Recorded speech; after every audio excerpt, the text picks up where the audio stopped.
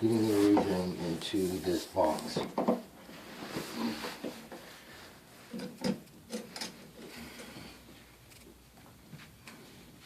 And what a witch it's going to be.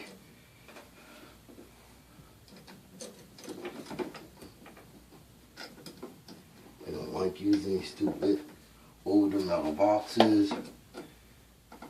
They were used years ago. Don't ask me why they were. Mike can't tell you. He can tell you they're freaking ignorant. He can't tell you that.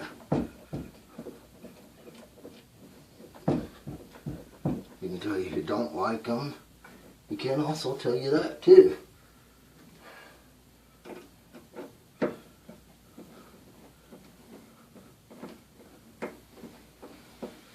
Tell you the kiddos that. He can tell you they suck. He can tell you kiddos that. He doesn't like using the older style metal boxes. This is the reason why. Because when you do things now, by code, by NEC code, you have problems shoving shit in there. My girlfriend's right. And we should have just taken the other one off. Look, kiddos, we're doing okay. Okay, kiddos, this will be there just for now. Of course, our drywall will cover all the rest of that, and that's just now there for now to keep some idiot from coming along here. Like you.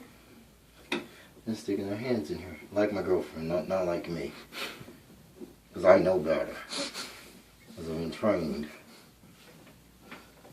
in building, residential, electricity.